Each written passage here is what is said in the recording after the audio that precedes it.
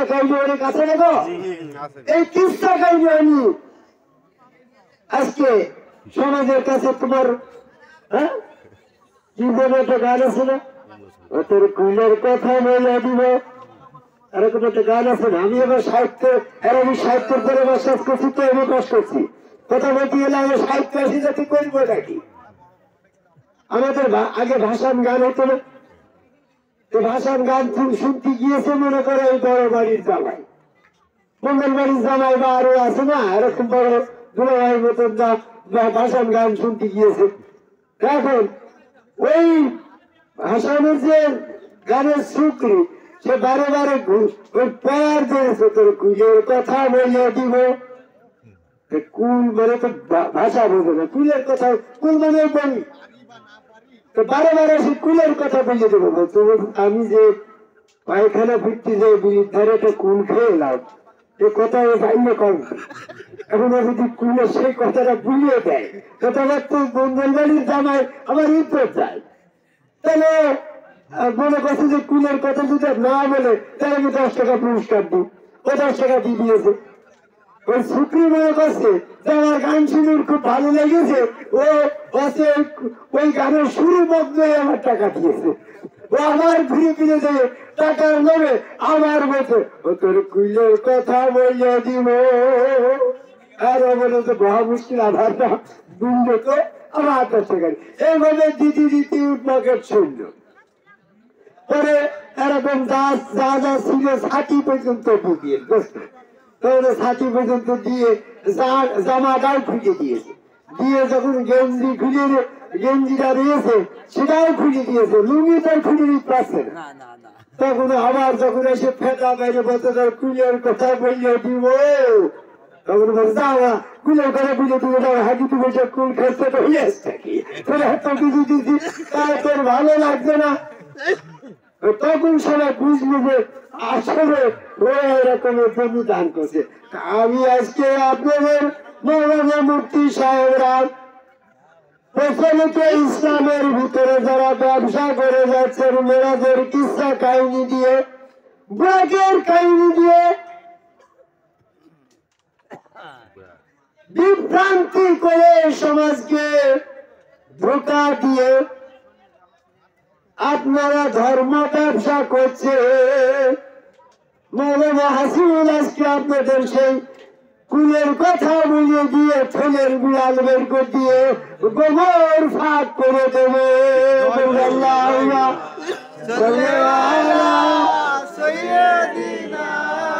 মৌলানা মুহাম্মদ ওয়া আলি সাইয়্যিদিনা শফিনা মুহাম্মদ।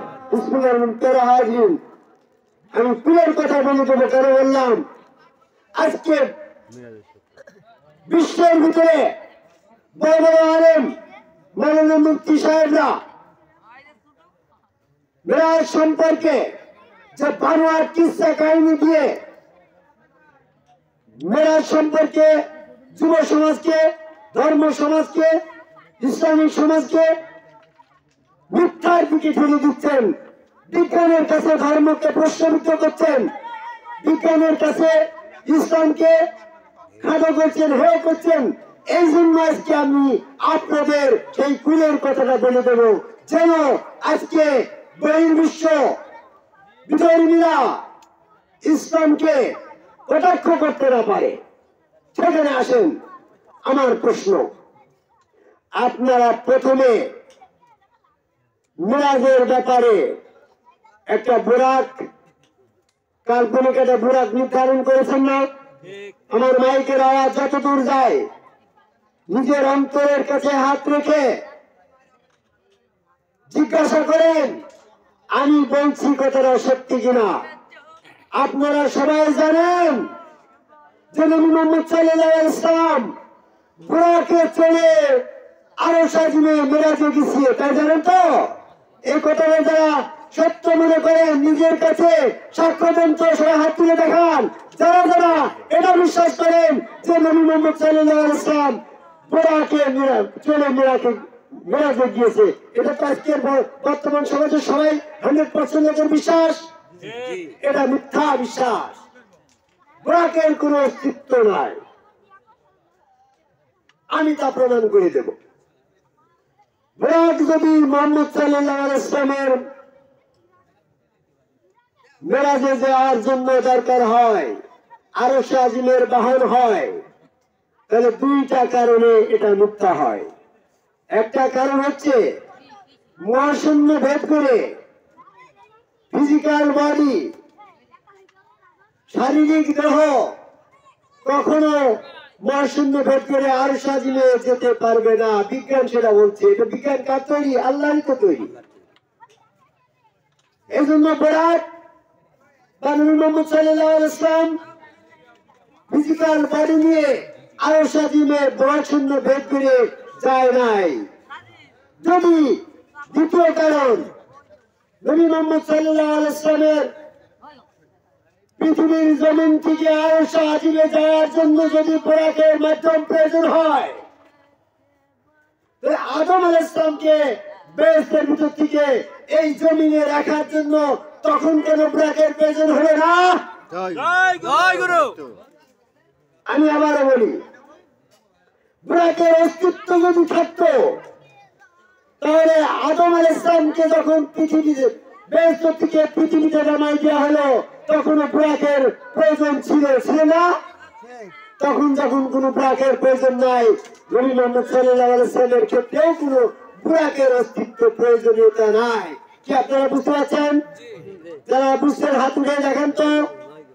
বুরাক যে মিথ্যা তার প্রমাণ কি? আদম আলাইহিস সালামকে জমিনে রাখার সময় বুরাকের কোনো প্রয়োজন ছিল না। যে পদ্ধতিতে আদম আলাইহিস সালামকে এই বেহেশতের ভিতর থেকে এই জমিনে স্থাপন করা হয়েছিল, রাখা হয়েছিল, সেই একই পদ্ধতিতে নবী মুহাম্মদ সাল্লাল্লাহু আলাইহি ওয়াসাল্লামকে এই বেহেশত এই সমস্ত দেখানো হয়েছিল। ঠিক না কথা? আল্লাহ পাকের পদ্ধতি বিধানের ভিতরে কোনো পরিবর্তন নাই।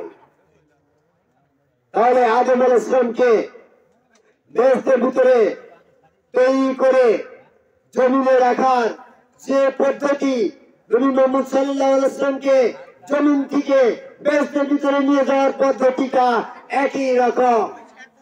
সেই ক্ষেত্রে আদম আলাইহিস সালামের ক্ষেত্রে কোনো বুরাকের অস্তিত্ব ছিল না, প্রমাণ ছিল না। ঠিক একই কারণে নবী মুহাম্মদ সাল্লাল্লাহু আলাইহি ওয়াসাল্লামের মেরাজ ভ্রমণের ক্ষেত্রে বুরাকের কোনো অস্তিত্ব নাই। এটা মিথ্যা বানোয়াট কিসসা কাহিনী। দ্বিতীয় কথা, আল্লাহ রাব্বুল আলামিন আরশে আজিম থেকে বেহেশত থেকে আদম আলাইহিস সালামকে কোন পদ্ধতিতে জমিনে রেখে গেল সেটা আমাদের আজকের সমাজের মানুষের কাছে সব অজানা। আপনারা যে পদ্ধতিতে ইসলামকে প্রকাশ করছেন, এইটা যদি সঠিক হয় তাহলে বিজ্ঞান মিথ্যা হয়। কারণ আরশে আজিম বেহেশত এত পৃথিবীর মহাশূন্যের ঊর্ধ্বে নাকি? মহাশূন্য থেকে কোন বস্তু যদি জমিনে আসে, মহাশূন্যের উপর থেকে যদি জমিনে আসে তাহলে মহাশূন্য আটকে যাবে। বেহেশতের ভিতর থেকে জমিনে আদম আলাইহিস সালামকে রাখার সময় এইটাই জটিল সমস্যা হবে। আদম আলাইহিস সালামের বডিটা, শারীরিক বডি, শারীরিক দেহ জমিনে আসতে গেলে মহাশূন্য বাধা হয়ে দাঁড়াচ্ছে। মহাশূন্য কার সৃষ্টি? আল্লাহর তো সৃষ্টি।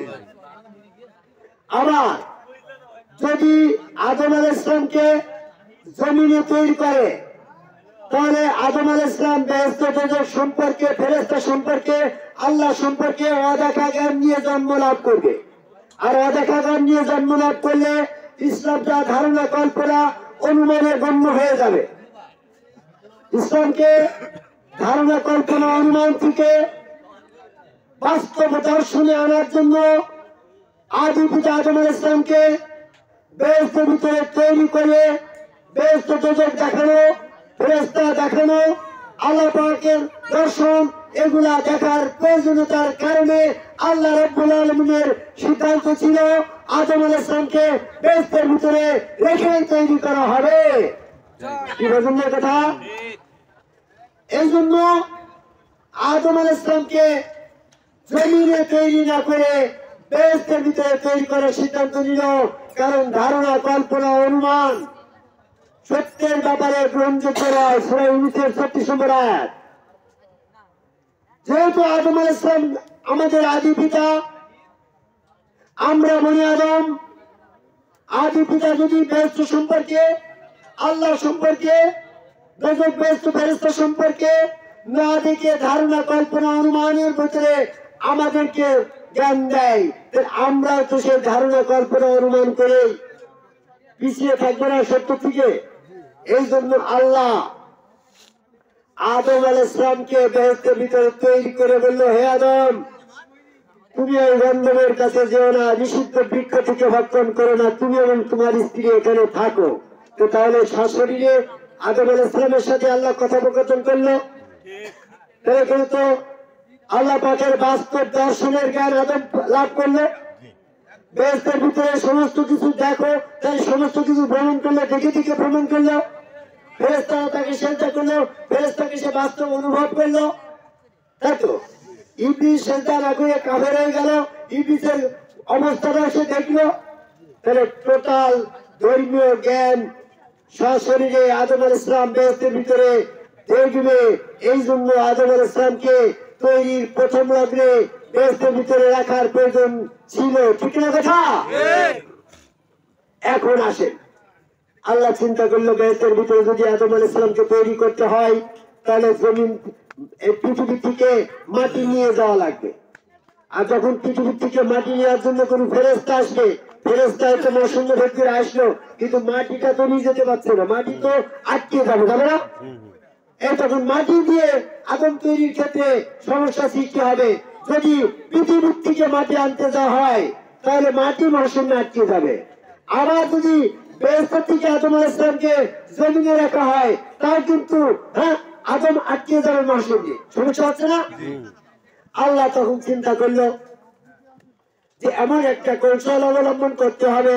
সেক্ষেত্রে বেহেশতের ভিতরে আদম আলাইহিস সালামকে তৈরি করা হবে এবং জমিনে তাকে রাখা হবে। সেক্ষেত্রে যেন মহাশূন্য কোন বাধা হয়ে না দাঁড়ায়।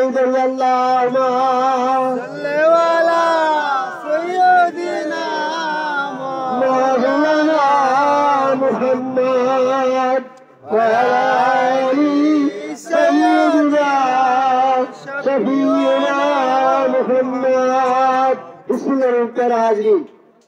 আল্লাহ রাব্বুল আলামিন চিন্তা করলো কি, যে আল্লাহ রাব্বুল আলামিন পৃথিবীতে যা কিছু সৃষ্টি করতে মনস্থির করে সেই বিষয়ে শুধু বলে হও আর তা হয়ে যায়। সূরা মরিয়মের 35 নম্বর আয়াত করে দেখেন। আল্লাহ কোন কিছু সৃষ্টি করতে মনস্থির করলে সেই বিষয়ে নিজের মনের ভিতরে স্থির করে যখন বলে হও আর তা হয়ে যায়। এটা একটা আয়াত, কি গো? আল্লাহ তখন চিন্তা করলো, ফেরেশতা মণ্ডলী নিয়ে আল্লাহ আরশ আজিম থেকে জমিনে চলে আসলো। আল্লাহ এবং ফেরেশতা যখন জমিনে আসার ইচ্ছা করে, তখন মহাশূন্যে ফেরেশতা আটকায় না, আল্লাহ আটকায় না। আল্লাহ রাব্বুল আলামিন তার ফেরেশতা মণ্ডলী নিয়ে জমিনে চলে আসলো। জমিনে এসে আরশ আজিমের যাবতীয় ইনস্ট্রুমেন্ট যা কিছু আছে, আরশ আজিম যা কিছু আছে, সমস্ত কিছু মনে স্থির করে বলল হয়, আতা হয়ে গেল। পৃথিবীতেই এই মডেলিং মতন বেহেশত হয়ে গেল। আর ফেরেশতাদেরকে এই জমিন থেকে, পৃথিবী থেকে মাটি নিয়ে নিজ হস্তটায় যারা আদম তৈরি করল। লাকাদ খালাকনাল বাশারা মিন সালসালিম মিন হামাইন মাসনুন। আল্লাহ রাব্বুল আলামিন বিশিষ্ট কদমের শুষ্ক মৃত্তিকা থেকে এই মানুষ তৈরি করলো। তাহলে মাটি দিয়ে মানুষ তৈরি করলো, তো এই মাটি দিয়ে যখন তৈরি করলো আল্লাহ, এই জমিন থেকে, এই পৃথিবী থেকে মাটি নিয়ে আদমের দেহ তৈরি করলো। কোথায় তৈরি করলো? ওই যে মডেলিং বেহেশত, যেটা আল্লাহ বলল হাও, আর বেহেশতে এই জমিন হয়ে গেল। ঠিক না কথা? এবারে আসেন, বেহেশতের ভিতরে যা কিছু ঘটনা ছিল আদম আলাইহিস সালামের ক্ষেত্রে সেগুলো আমি বলবো না, ওগুলা বলা আমাদের অনেকবার হয়েছে। এখন যখন আদম আলাইহিস সালামকে জমিনে ফেলে রেখে যাওয়ার সিদ্ধান্ত গৃহীত হলো, তখন আল্লাহ রাব্বুল আলামিন আদম বেহেশতের ভিতর থেকে মডেলিং বেহেশত তো দুনিয়াতেই তৈরি হয়েছিল গো, সেই বেহেশত থেকে আস্তে করে জমিনে রেখে দিল। আর ডিস্ট্রয় হয়ে যাও, ধ্বংস হয়ে যাও। মডেলিং বেহেশতটা ধ্বংস হয়ে গেল। কি বুঝুন না কথাটা?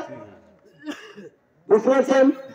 নইলে আমি আবার বলি, আল্লাহ যখন বলে হয় আটা হয়ে যায়, আবার যদি বলে হালাকু, ধ্বংস হয়ে যাও, ধ্বংস হয়ে যায়, এটুকু। মৃত্যুকে জীবিত করে, জীবিতকে মৃত্যু করে, এ তো আল্লাহ পাকের কৌশল। আল্লাহ রাব্বুল আলামিন হয় বলল, আর পৃথিবীর জমিনে বেহেশত হয়ে গেল। আবার যখন আদম আলাইহিস সালামকে জমিনে রেখে ওই মডেলিং বেহেশতটা ডিস্ট্রয় হয়ে যাও, হালাকু হয়ে যাও, তখন ওটা হালাকু হয়ে গেল। তাহলে মহাশূন্য কি ভোট করা লাগলো? কি বোঝেন না কথা? আপনি যদি 3 বার 3 বেল করা ওই মাওলানা মুফতি সাহেবের মতন মূর্খ আলেম হন, তাহলে সাথীমার কালেম হন, তাই তো আপনাকে বুঝানো যাবে না গো। আমি বিএসসি পাস করছি, এমএসসি পাস করছি, আমি সায়েন্সের ছাত্র, আপনিও সায়েন্সের ছাত্র, আপনি বলতেন না কেন? তারাও বলবে না, যারা অঙ্ক না জানি না বুঝতে পারে মাদ্রাসায় যে হাফেজি পাস করছে, মূর্খের দল, ওদের আমি বুঝানো যাচ্ছি না। আপনি বিএসসি পাস করছেন, আপনি এমএসসি পাস করছেন, আপনি সায়েন্সের টিচার, আপনি ম্যাথমেটিক্সের টিচার, আপনি জিওলজি বোটানি কেমিস্ট্রির টিচার, কেমিস্ট্রির ছাত্র, অনার্স মাস্টার ডিগ্রি করছেন, আপনার তো বুঝে নেওয়ার দায়িত্ব ইসলামটা। কি বোঝেন? এইভাবে আদম আলাইহিস সালামকে জমিনেই তৈরি করলো, আবার জমিনে রাখলো। বিষয়টা ছিল মডেলিং বেহেশত দেখানো হয়েছিল আদম আলাইহিস সালামকে, তৈরি কিন্তু বেহেশতের ভিতরে হয়েছিল। কিন্তু ওই বেহেশতটা আরো সাজিমের বেহেশত ছিল না, বেহেশতটা ছিল মডেলিং বেহেশত। হয় বললে কুদরতি ভাবে হয়ে গিয়েছিল। সেই বেহেশতের ভিতরে আদম আলাইহিস সালামকে তৈরি করে রেখে দিয়ে পরবর্তী সেখান থেকে জমিনে রেখে ওই মডেলিং বেহেশতটা ডিস্ট্রয় হয়ে গেল, হালাকু হয়ে গেল। আল্লাহ যখন বলল ডিস্ট্রয় হয়ে যায়, হালাকু হয়ে যায়, তখন ওই বেহেশতটা হালাকু হয়ে গেল, জমিনে আদম পড়ে থাকলো। কথা ঠিক না? ঠিক একই ভাবে আল্লাহ যখন নবী মুহাম্মদ সাল্লাল্লাহু আলাইহি ওয়াসাল্লামকে যদি এই বেহেশতের ধারণা, বেহেশত যুগের ধারণা, আল্লাহ রাব্বুল আলামিনের ফিজিক্যাল দর্শনের ধারণা যেমন কিভাবে নবী মুহাম্মদ আদম আলাইহিস সালামকে দিয়েছিল, তেমন কিভাবে যদি নবী মুহাম্মদ সাল্লাল্লাহু আলাইহি ওয়াসাল্লামকে ওই প্র্যাকটিক্যাল দর্শন দেখা এইগুলা যদি না করে, তাহলে নবী মুহাম্মদ সাল্লাল্লাহু আলাইহি ওয়াসাল্লামের মর্যাদা আদম আলাইহিস সালাম থেকে ছোট হয়ে যায় না? কি বোঝেন না কথা? আমি বারে বারে বলি, বোঝেন না মানে নিজে বোঝেন না, আপনি বোঝার চেষ্টা করেন। মেরাজের ঘটনার উদ্দেশ্য ছিল কি, কারণ ছিল কি? যদি আদম আলাইহিস সালামকে যেমন কিভাবে বেহেশত ফেরেশতা আল্লাহ রাব্বুল আলামিনের প্রেক্ষাপট দেখানো হয়েছিল ফিজিক্যাল ভাবে, ওইটা যদি ফিজিক্যাল ভাবে নবী মুহাম্মদ সাল্লাল্লাহু আলাইহি ওয়াসাল্লামকে আল্লাহ দর্শন না দিত, না দেখাতো, তাহলে মর্যাদাগত ভাবে নবী মুহাম্মদ সাল্লাল্লাহু আলাইহি ওয়াসাল্লাম থেকে আদমের মর্যাদা জ্ঞানগত ভাবে বেশি হয়ে যায় না? সেক্ষেত্রে ইল্লা আরসালনাকা রাহমাতাল লিল আলামিন, নিশ্চয় আমি তোমাকে জগতের জন্য রহমত স্বরূপ প্রেরণ করেছি, কথাটা মিথ্যা হয়ে যায়। আম্বিয়ার ভিতরে এটা বলা হয়েছে, ইন্না আরসালনাকা রাহমাতাল লিল আলামিন, যে ব্যক্তিকে, যে নবীকে আল্লাহ রাহমাতাল লিল আলামিন করেছেন, তার মর্যাদা তো আদম থেকে ছোট হতে পারে না।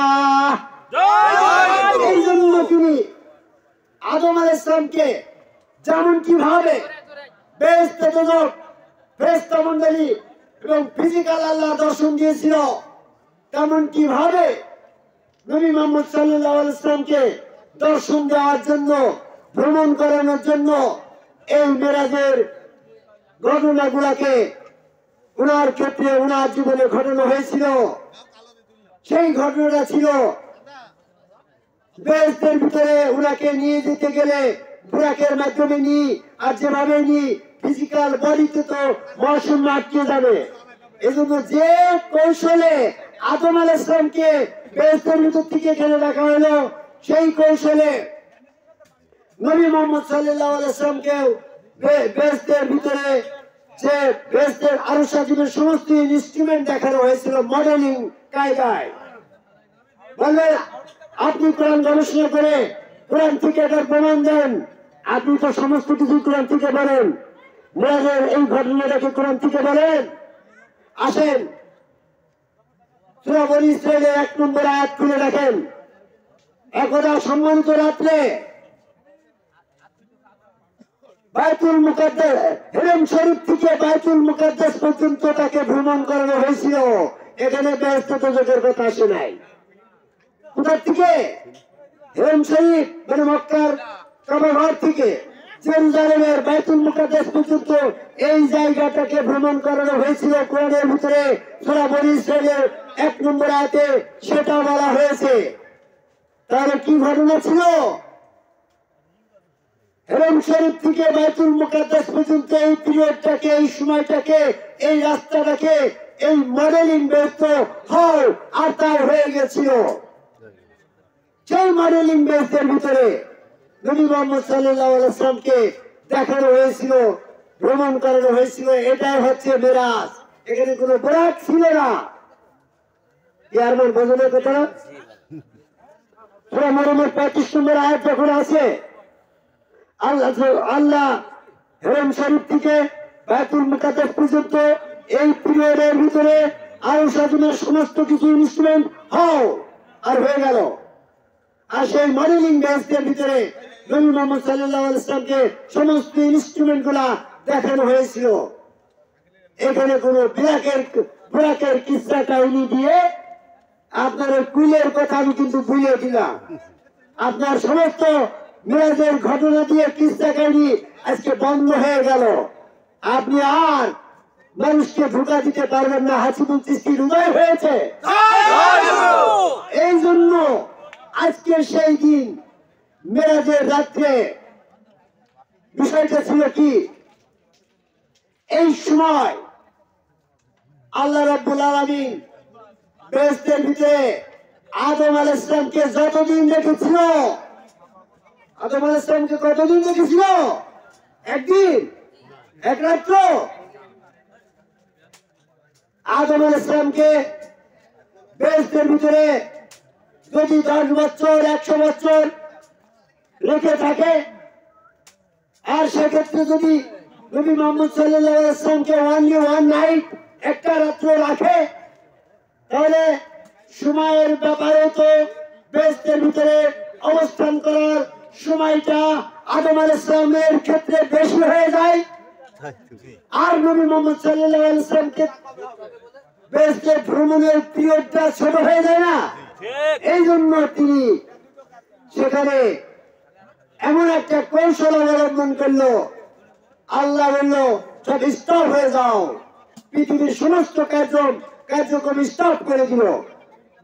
স্টপ করে দিয়ে নবী মুহাম্মদ সাল্লাল্লাহু আলাইহি ওয়াসাল্লামকে 27 বছর সেখানে ভ্রমণ করানো হয়েছিল। প্রেক্ষাপটে দেখা গেছে আদম আলাইহিস সালামের ক্ষেত্রেও কিন্তু এমনটাই ছিল। ওনাকে তৈরি করে বেহেশতের ভিতরে দীর্ঘদিন রেখেছিল, তারপরে রূপ উত্তর করলো, তারপরে তাকে এই ঘটনার প্রেক্ষাপট তো একদিনই হয়নি। ঠিক এরকম নবী মুহাম্মদ সাল্লাল্লাহু আলাইহি ওয়াসাল্লামকেও ওই বেহেশতের ভিতরে দীর্ঘ সময় ভ্রমণ করানোর শেষে যখন আবার তাকে জমিনে রেখে ওই বাইতুল মুকাদ্দাস থেকে আবার হেরেম শরীফে নিয়ে আসলো, মানে তুমি এদিক থেকে এরকম ভাবে আসে না, একটা মেলার ভিতরে তুমি এদিক থেকে ঢুকলে, যেমন ওই যে বই মেলা চলছে ঢাকায়, আমার পবিত্র কোরআন থেকে বিষয়ভিত্তিক আলোচনা নামের বইটা এমন পাবলিশের পাবেন। মেলার এক গেট দিয়ে ঢুকছে, ওই দিক থেকে ঘুরে ফিরে আবার বাইরে গেট আবার আলাদা, তাই তো?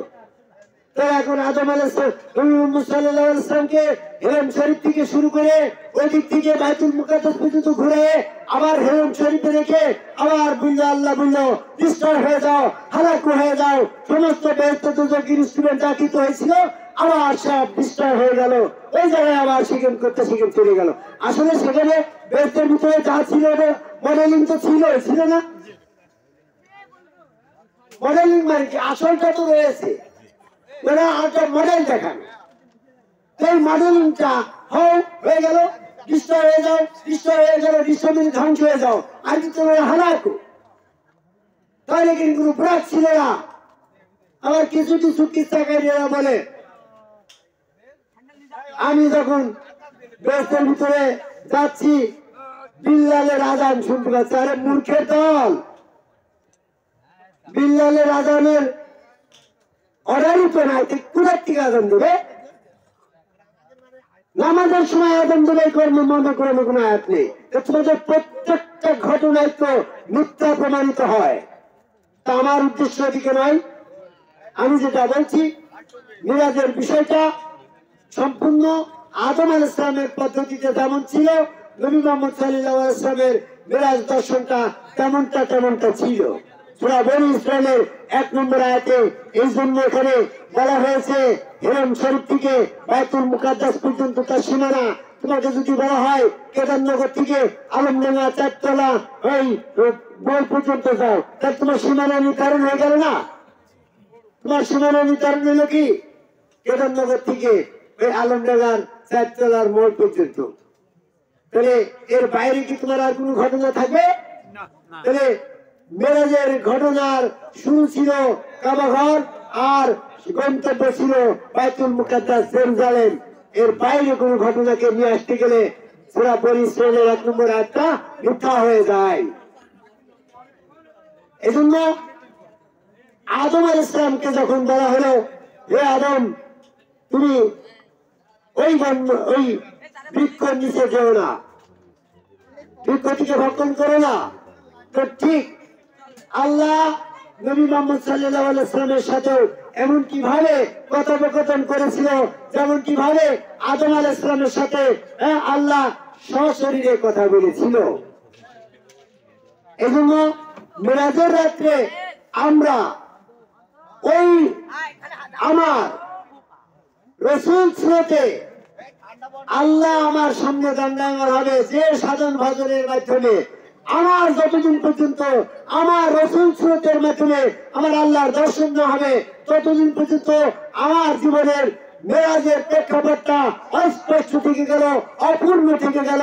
আমি আজকে এই নবী মুহাম্মদ সাল্লাল্লাহু আলাইহি ওয়াসাল্লামের মেরাজের এই উপলক্ষে এই মেরাজ মাহফিলে এই বিষয়ভিত্তিক আলোচনা করে পৃথিবীর সকল মানুষকে তথা আমাদের কেদারনগর, কাশীপুর, বেলগাছি, আমাদের ইউনিয়ন পরিষদের যত কিছু মানুষ আছে প্রত্যেকটা মানুষ আল্লাহ পাকের দর্শন লাভের যে প্রক্রিয়া আছে সেই প্রক্রিয়ার অনুসরণ করার আহ্বান করে এই মিরাজের রাসূল স্রোতে আল্লাহ দর্শনের যে ঘটনা আছে এইখানে আসার আহ্বান করি। তাই রাসূল স্রোতে আল্লাহ দর্শন করতে গেলে এমন একজন ব্যক্তিকে রাসূল সিদ্ধান্ত করতে হবে, সাব্যস্ত করতে হবে যিনি শয়তান থেকে পবিত্র হয়েছেন। শয়তান থেকে পবিত্র ব্যক্তি কখন হয়েছেন, কিভাবে হয়েছেন, কে হয়েছেন? হাদিসের ভুল কথন সেটা হচ্ছে যিনি আদম কাবায় সেজদাকারী তার তার স্রোতের ভিতরে আর শয়তান যেতে পারছে না, কারণ সে তো আদম সেজদার শামিল হবেন না। সূরা হুজুরের 33 নম্বর আয়াত। এজন্য আদম কাবায় সেজদাকারী একজন সম্মুখ গুরু রাসূলের কাছে বায়াত গ্রহণ করে সেখানে আদম কাবায় আল্লাহকে সেজদা করলে আপনি মন মস্তিষ্ক থেকে শয়তান থেকে বিমুক্ত হবেন, পবিত্র হবেন। তখন আপনি ধ্যান সাধনে গেলে, কঠোর সাধনে গেলে আপনি রাসূল স্রোতে আল্লাহ পাকের দর্শন পাবেন, আপনার মেরাজের উদ্দেশ্য পূর্ণ হবে। সেই মেরাজের দিকে আহ্বান করেই আমি আমার কথা শেষ করি। জয় গুরু।